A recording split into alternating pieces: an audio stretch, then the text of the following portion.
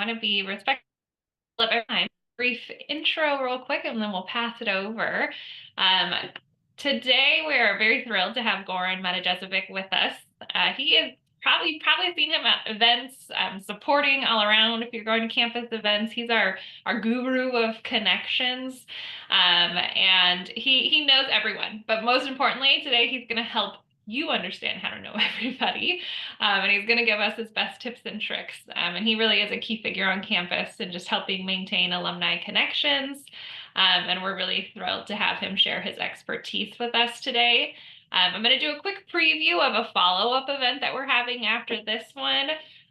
So today you're going to learn tips and tricks on LinkedIn and networking. LinkedIn is going to be a big part. It's a great tool to use to make connections. And so we want your LinkedIn profile to be what it can be. And so on April 1st, Division of Career Pathways we're going to host with us is going to host a LinkedIn headshots and profile review session.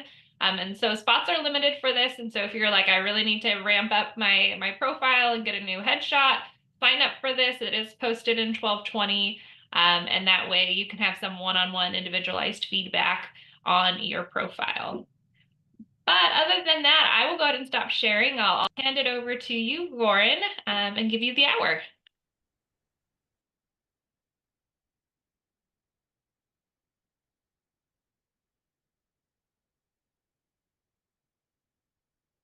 Mute.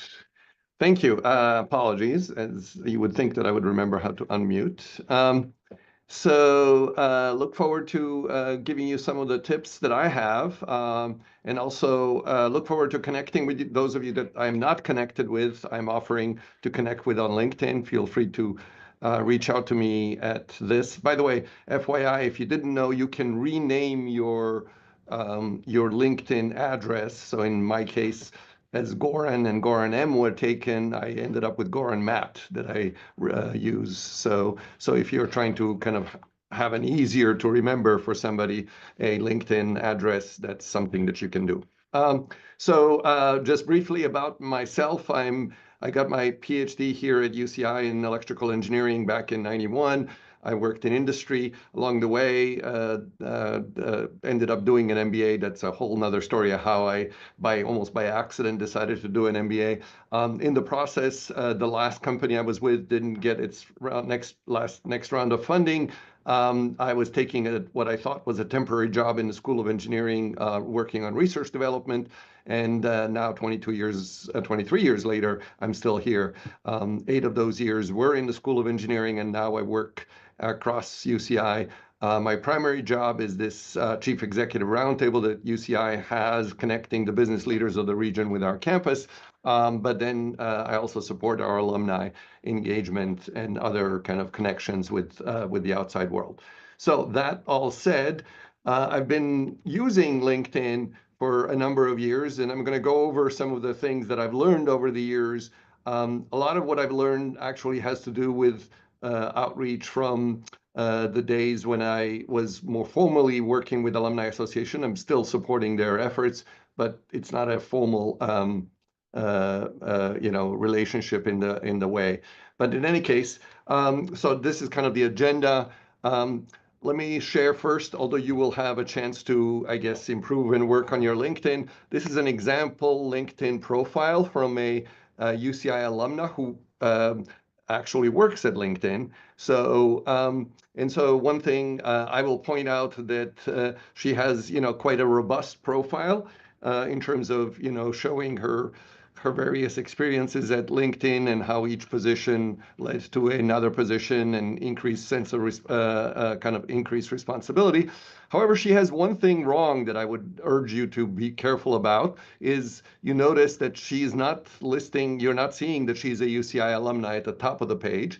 You're seeing that she is an alumna of the Universitat Autónoma de Barcelona. Well, that's because she listed that study abroad program that she did as the last education list. So basically, LinkedIn will list your last education item as the one on the top. So be careful as to what you want. You know, if you want to be known for being an alum of a specific institution at the very top, you want to make sure that's at the top of your education, which, by the way, means that you could list your education in a chronological order or a reverse chronological order, meaning the latest degree that you got. So depending on what school you want to kind of like have people immediately see you're an alum of UCI, or you know, if you feel like somebody will get their attention if you did your undergrad at Stanford, then you may want to put that up on top. Again, no disrespect for UCI or Stanford in either case, right? So she lists some volunteering and so on. And by the way, I'm not looking at the chat, so if there's something urgent that Lauren, you can alert me and let me know. Um, sometimes a profile listing can also be a great conversation starter. So here she lists that she took a LinkedIn course on sleep is your superpower, right? So think about what you want to list. And by the way, later I'll show, make sure you list that your involvement with GPS STEM as well. She also lists a whole lot of skills, honors and rewards, and then awards, and then also languages and proficiency and all the other things. So anyway, the main thing I want to show you is this capability that many people that are regular users of LinkedIn don't realize, is that on the desktop, so this is not available on the mobile, but you can, if you're like looking, when I go around showing this to people, I just ask for a desktop site on my browser, log in on my browser as opposed to being on the app, and then I can do the same kind of searching.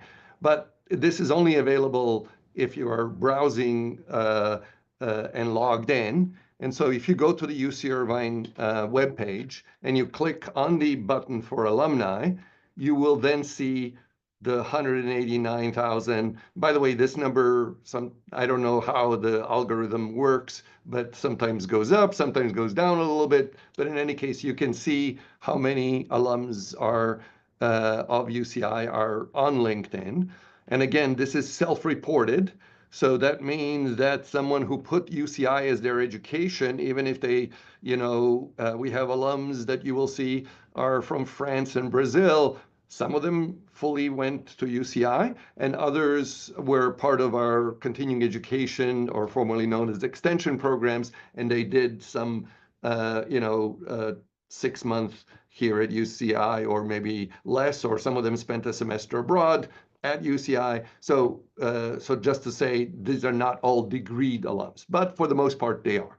And then you can look, how many people you know, and ultimately how many people you're connected with. And I need to update this slide because it says 2,200 alums that I know. I actually, I think that number is 2,600 now. So, and by the way, this is not just alums, these are students. So for example, here, there is a PhD student at UC Irvine. So anybody who lists education within the LinkedIn profile. All right, so the next thing is that you can, the first tab is where they work, right? So I can see UC Irvine, Google, Amazon, Apple, and so on. But that is a listing of that is not the actual top 10, if you will. So, you know, for example, TikTok is there, Tesla is there. So these are currently companies that are, kind of sexy, if you will, but it doesn't mean that companies like Northrop Grumman, which when I start typing in under the ad, trying to see how many alumni work at Northrop Grumman, I start typing it in, all of a sudden Northrop Grumman shows up actually above Apple and Microsoft. So be aware that this is not a listing that is the top 10, that you need to start typing in and then click the appropriate from the down menu company that you identify.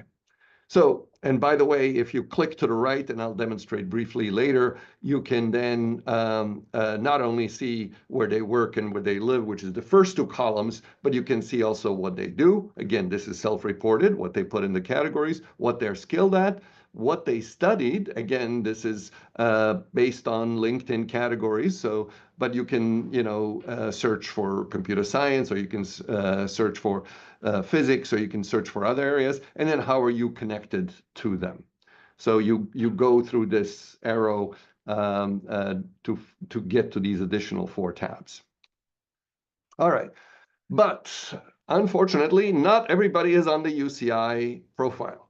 Mirage has had one for a long time, and I think it's now closer to some 17 or 1,000 plus alumni who are on there. More recently, the School of Engineering has one. It's now close to 1,000 alumni that are on there. Social Ecology has one. School of Law has one. What I urge all of you, if you are, consider for sure double listing. So in other words, I think almost all schools at UCI, not everybody, but now have their own listing, just double list. So what does that mean? Here are some examples. These people just listed the same education twice, exactly the same things. They list, I got my degree at UCI, and I also got it at the Mirage School of Business. So you're not reporting anything out of the ordinary, you're just stating the obvious, right? But you're then searchable under both alumni of UCI and alumni of social ecology. Because otherwise, when I look for you under UCI and you're only listed under social ecology, I will not find you. So strongly recommend double listing. I don't know how to encourage that broadly across all of UCI, but that is my strong recommendation. So something else to now consider. Let's say you're looking for, you're interested in Google, but you're all interested in more specifically people who work at Google who are local to the LA area. And I will point out that some time ago, until about 4 or 5 years ago, we actually had an Orange County designation, but then LinkedIn sadly took it away. It lasted from about 2008 to about 2020, but then they took it away. So we're now lumped in the greater LA area, which sadly means that you don't know whether somebody is in Thousand Oaks or in Riverside or in Orange County. San Diego has its own area, but we are in the greater Los Angeles area. But that said, again, we can look up Google, we can look up LA metropolitan area. We can look up the word manager. So I basically type in under the search, keyword search that you can put in here, the manager, and I can now, as I put these, I'm basically narrowing down the search. By the way, if I do 2 different keyword searches, that is not going to be subtractive, that's going to be additive. So, and if I click 2 different schools or 2 different companies, it will also be additive. I'll show you later in another case. So now if I work manager, that doesn't mean that somebody is a manager. They could be an assistant to the manager, but you can easily find that in fact, some of them are managers. So we have here tech leader manager, senior program manager, and so on. So, here's an example of someone who is at Google, who is a first degree connection to me, who is a manager and who is in the LA area. I will say, by the way, that I was just looking up to reconfirm that she is still with Google, and she still is. And sadly, I don't see UCI engagement of her, but she sits on the Chapman Science and Engineering Advisory Board. So opportunity for someone to engage her from UCI. She got her PhD here at UCI, so maybe someone to invite to connect and speak to the students here. All right, so, but the more interesting part is that you can also look up a company. And I can look up a company, and here in this particular case, I'm looking at the company LinkedIn. So I'm looking at LinkedIn as a company, and I am looking at where, so in this case, the first column is not where they work, it's actually where they live. So you can see 25,000 employees, 16,000 in the US, 8,000 in the Bay Area, and then where they studied, and then you have a list. And UCI is not listed in the top 10, but if I type UC Irvine and I click OK, then I see there are 160 employees of UCI who studied at UCI who are at LinkedIn. Again, they could be also uh, interns or something like that. Here I'm looking at another company called Capital Group, and to show you why, you and how you can do a search, more complete search through all the UCI to make sure you're covering everybody. So here is, if I look at the Capital Group and actually number one on the list, even by two is UC Irvine. The second one there is UCLA. And then if I click Mirage School, there is 46 people that pop up. So here they popped up down below. I then click the Donald Brent School of Computer Sciences. There is a couple of people that listed themselves with the Brent School, one person with social ecology, and so on and so forth. So at the end, here are the total number is 292.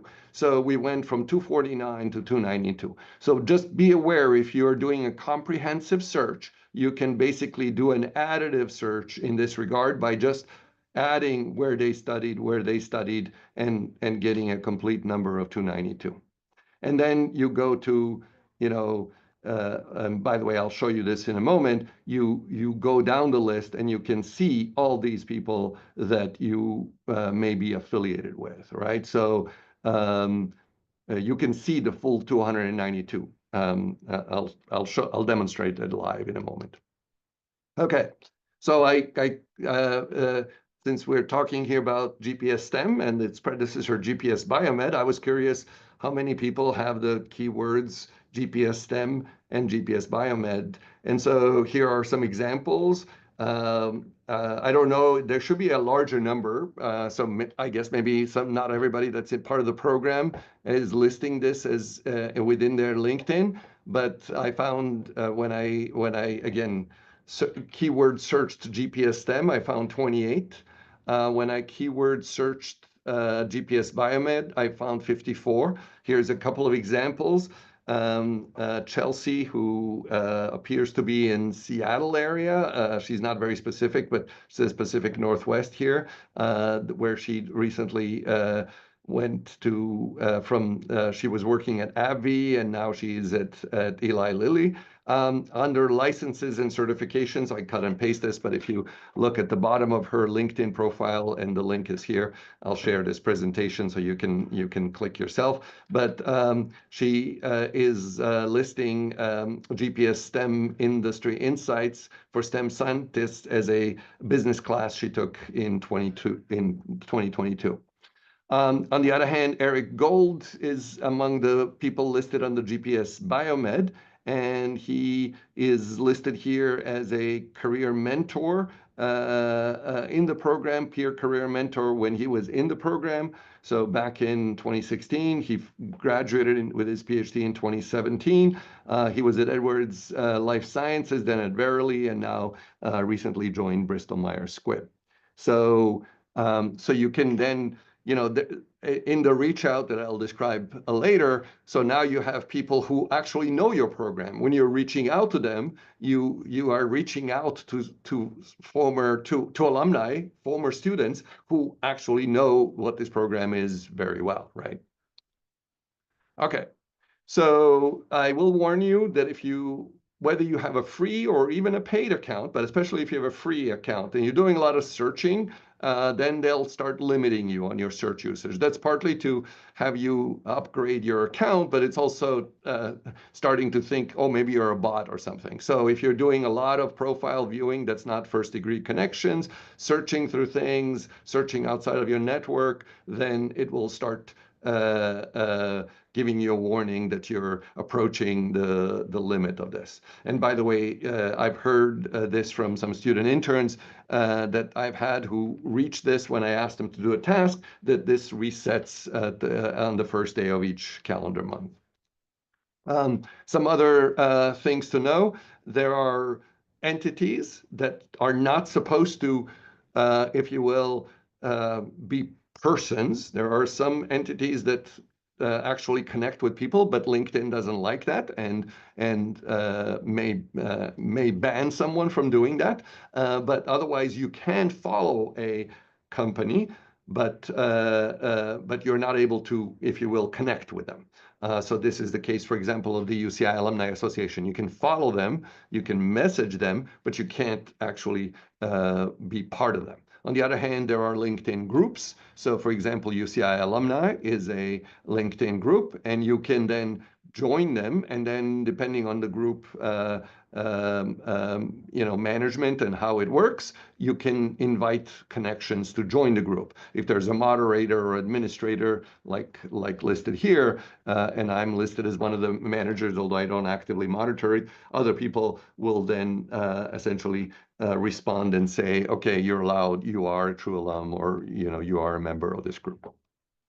Some other groups here just for you to consider to join. If any of you are engineering or computer science alums, you should join. And by the way, if you say to yourself, I'm not an alum, well, you are. The moment you spent at least 1/4 here at UCI, you're an alum. You're just not a degreed alum yet. So consideration for you. So the group will, these groups will also have events and activities that you may want to join to connect with other alums, and there are also often social occasions. And as we'll talk in the networking part of this presentation, you never know who knows somebody and who may have a contact for you and open your eyes to an opportunity that you never considered. Okay. The sad part is that LinkedIn only allows 5 personalized invites per month for people that don't have a paid account. So in some ways that's strange because you are allowed to invite as many people as you wish, but without a message. But if you want to send a message, then you only have 5 of those messages per month. So use them wisely. By the way, if you want to consider having a paid account, then I think it's still $25 a month for the first level, which is what I am. It has unlimited, so I can always personalize the message. And in fact, it kind of prompts me to do so when I am doing it on the desktop, which is what I usually do. Or I will personalize the invite if I'm doing it from my phone. Now, if you are personalizing it, you can say, what would you want to personalize it with? Well, you can start by saying, I see you work as a manager, maybe our students would love to connect with you, and can you come speak to our group? Or I see you're hiring, maybe you can post your position here or on our Handshake platform. So in other words, you can also be a resource to them. By the way, if you're meeting someone in person, try to connect with them right away. These days, I was just at 2 mixers with students, and nobody was carrying business cards. And so what I recommend is, as you're talking, I was talking to alums or other industry people, is just open up your LinkedIn app, and then on the app, you have the search, and in the search, you have the little QR code in the corner. I don't know if this is visible. Yeah, it looks like it is. And I'll stop sharing for a moment. So by the way, if anybody wants to, you should be able to actually use the app and scan with even your camera on the phone, and it will drive you directly to my LinkedIn profile.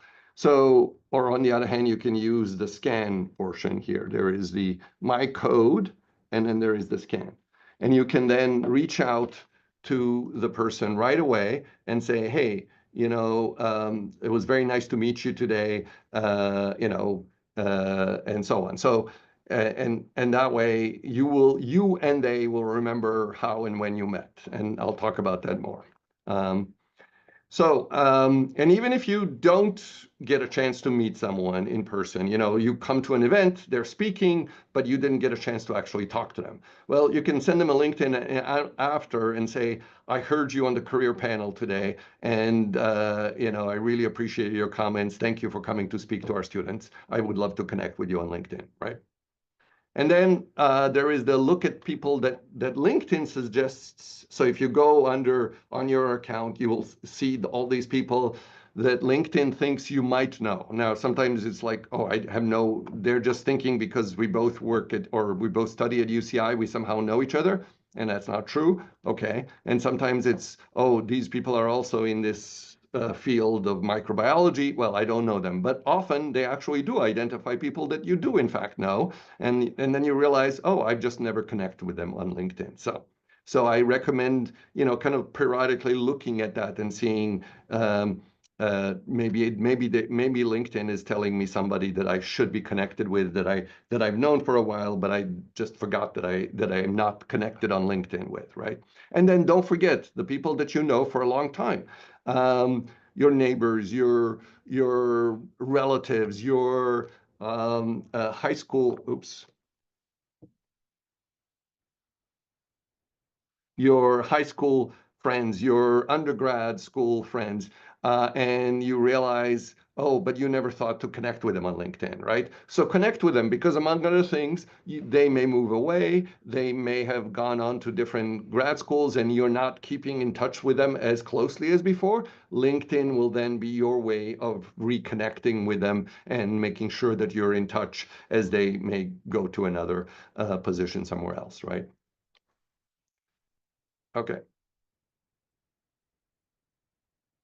Um, so again, if you're trying to use the message on a mobile device, because I have a paid account, instead of clicking connect, I will typically click the three dots and then do when it comes up, when the menu on the right shows up, I will then personalize the invite and say, nice to meet you today at this.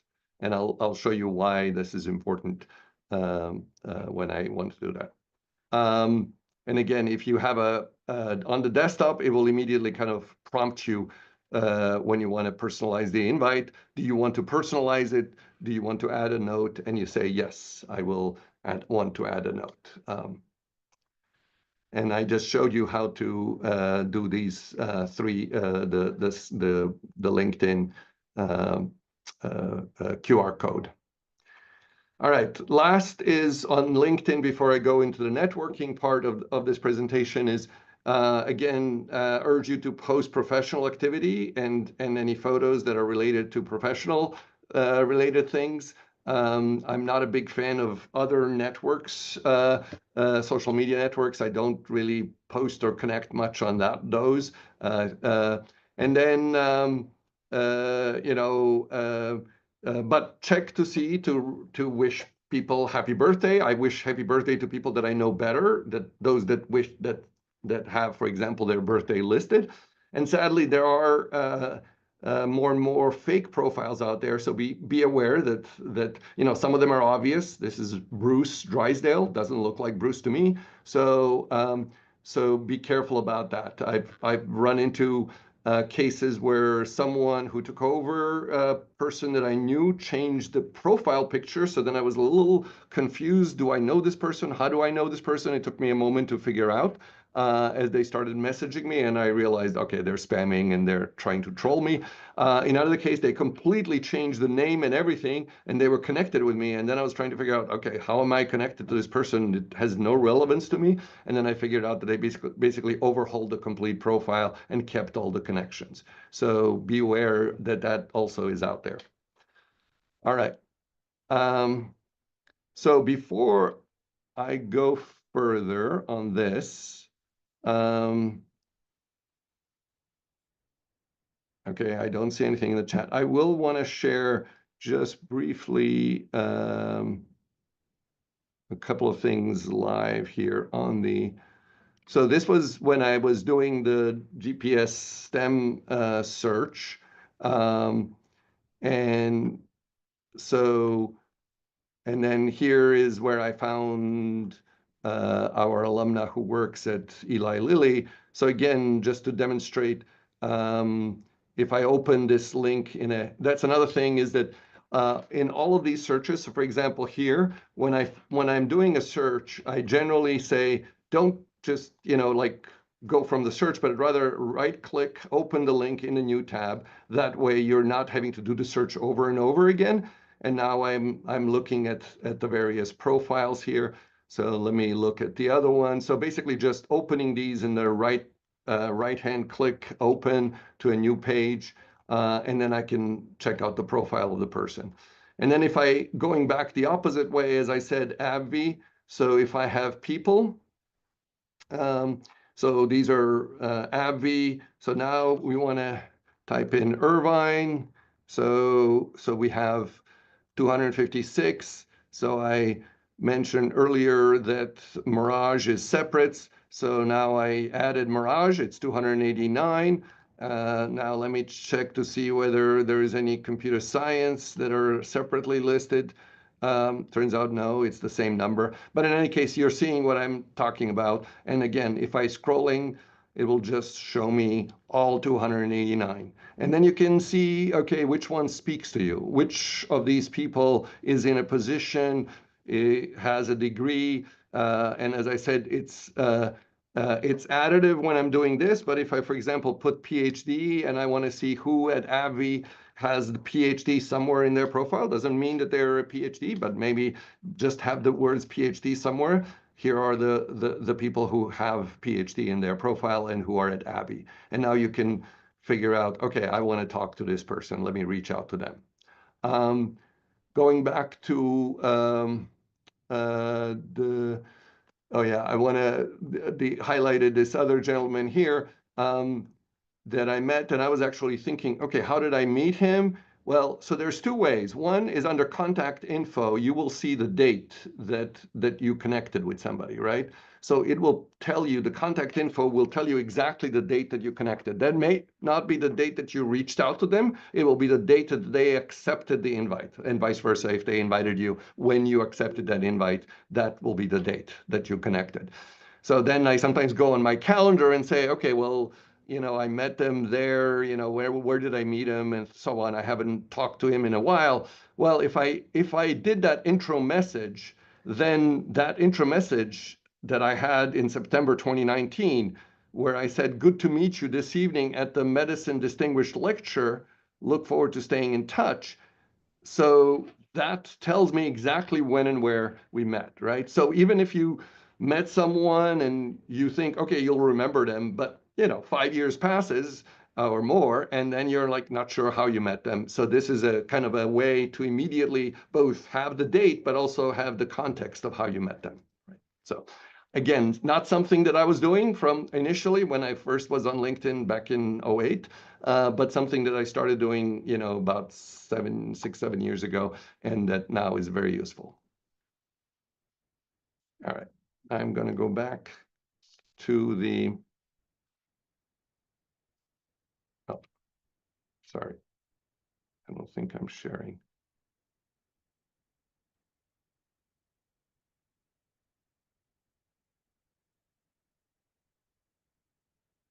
Okay, the importance of building relationships. Um, so trust relationships are basis of everything in life, right? So basis of business deals, of research collaborations. If you look at papers and you see that author is from one university and then there's an author from another university, it's often a relationship that dates back to these people being a mentor-mentee, or they both work together in a lab, or they may have met at a conference, but over time they had to build a trust relationship that results in this activity, right? It's not something that comes about right away, right? So who are the sources of your trust relationships? Obviously, your family, your friends, your neighbors, your coworkers, anybody that you see on a regular basis, anybody that you keep in touch with on a regular basis. So those are all opportunities also for jobs and job leads, if you will. And you never know who has those. So you want to keep connections with people, whether it's a phone conversation, an occasional email or text, coffee or lunch, invitation to join you at an event. You have an extra ticket. You know about an event, and you say, okay, well, I think my friend might enjoy this. Let me see if I can get an extra ticket. I always like to if I'm going to LA for something or Pasadena, I'm involved with the Caltech Entrepreneurs Forum. And so if I'm driving Saturday morning all the way up to Pasadena, it's nice to have someone to chat with along the way on the car. I've taken before, when I used to teach an entrepreneurship class, a number of times I've taken students up to Pasadena for that event and had a chance to connect and catch up on the way up or on the way down, right? So um, LinkedIn updates, obviously, when you see someone that updated something, then shoot them a quick, hey, I see congratulations on your new role, or congratulations and so on. Again, I'm not a fan for Facebook or Instagram for professional, but for close friends and family, yes. And then ultimately a thank you note, whatever it is, thank you for coming and speaking to our students. We really appreciate your effort, and so on and so forth. Where to find new connections? Professional societies. So every science discipline has one. In the engineering area, IEEE is huge. ACS, mechanical engineering, of course, locally here, the engineering, this is for undergrads, Engineering Student Council, AGS in terms of grad student involvement. That was one of the things I was very involved with when I was a student. Involvement with your school committees. There are, I don't know if you know, but almost every kind of committee, curriculum, others. I served on some of those when I was a student years ago in the 80s. They're looking for a grad student to be a representative on these. UCI meetings and events. Most seminars and things, or even like center events, are free with an RSVP. For grad students, also a side benefit, free food. Alumni groups, again, I mentioned earlier the engineering alumni chapter, others as well. And then the other ones I already mentioned. So, by the way, I lead a monthly walk. Sorry, next one is not February 8th. It's actually this Saturday, March 1st. So next walk is on, and also this Saturday is UCI homecoming, and it's free to all students. So all you got to do is show up at 2 o'clock in the park. It'll be a giant, basically, fair from 2 to 6. So for any part of it, if you're available, mix and mingle with the alumni that will be there. So and then, as I said, I lead this walk on a Saturday.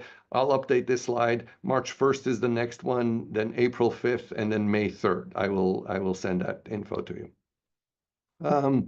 And then build new connections where you have. I always wear my UCI pin. I'm here on the right. That photo is me in San Antonio. I'm attending a conference, and I'm walking with the pin of UCI. And these two alumni and staff/students at UCI saw my pin and said, "Oh, we're from UCI." They were attending a completely different conference. We were casually walking on the Riverwalk in San Antonio, and we've now connected. And by the way, now they have also come back and given back by being judges in the research symposium for the undergrads at UCI and so on. So you never know where connections are. So be out there wearing your UCI gear or your other things. You don't know where you're going to run into people. Identify lectures, trade shows. So just recently, the Medical Device and Manufacturing Show was in Anaheim. That's every year, MDM West. I decided, very impromptu, somebody else alerted me that they were going to be there, and I go, okay, well, let me sign up. I was signing up late, so normally it would have cost money. Usually these trade shows are free. But if you Google around online, you can usually find an exhibitor that is offering a free registration. And again, they're usually free if you plan ahead. So I attended the event, and it was great. I just, again, randomly ran into alums. One of them recognized me as I was walking. Another one was walking the floor as well.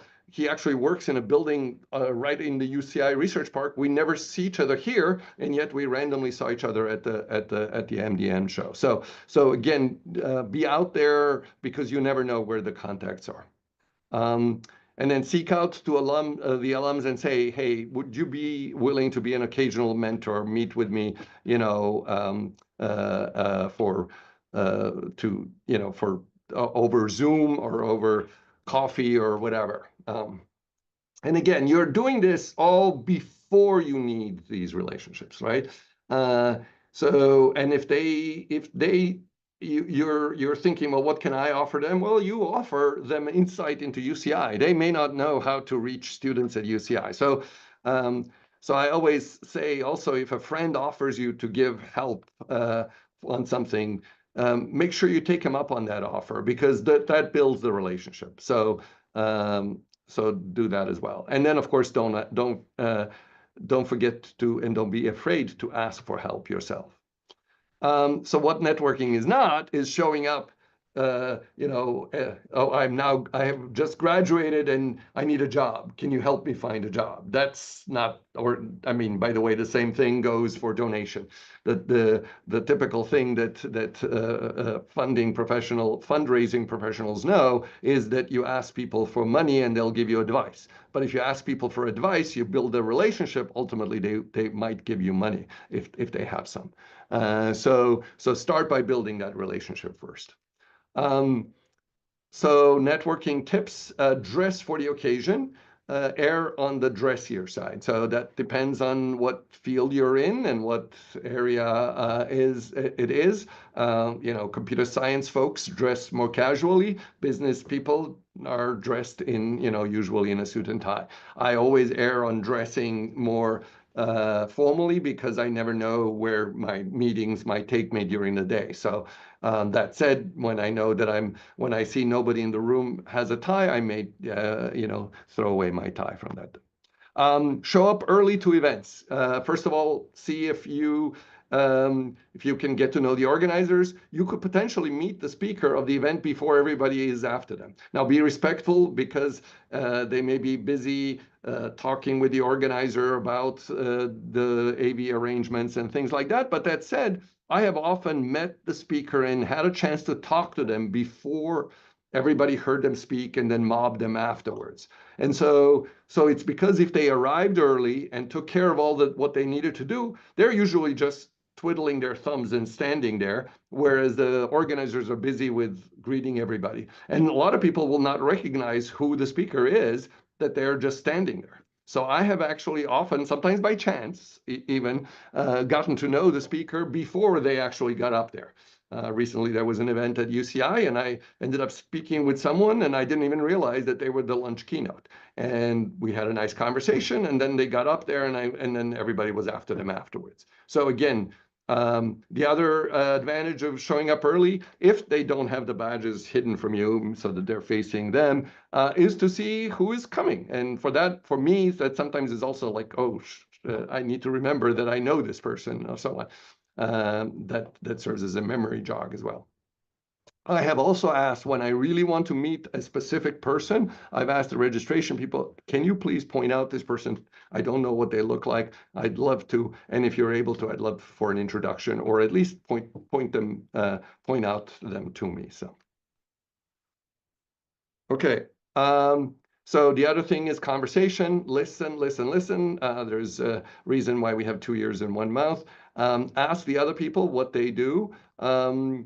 Do they come to the meeting often? Is this their first meeting? Be personable. Find something you can share.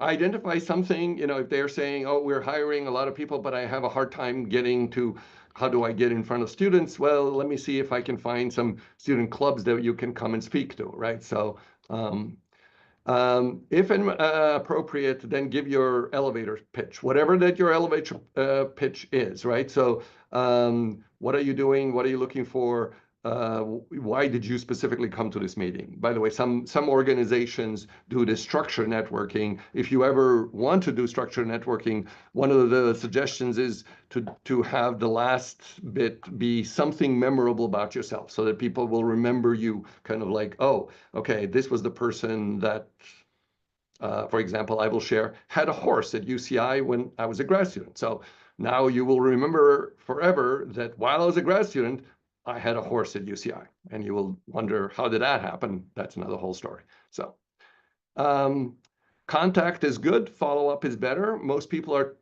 too busy and do not have a chance to follow up. So the more you do that follow-up, that quick note, the more you will stand out compared to other people. And if you don't get a chance to follow up right away, try to be politeful and polite and remind people later when you follow up how exactly you met them or so on. Because frankly, again, I've had people who said, "Oh, we met." Okay, you got to give me more context because I meet a lot of people. So if you can tell me, "Oh, we met at this event," then I will always respond. Thank you very much for jogging my memory. I appreciate it very much.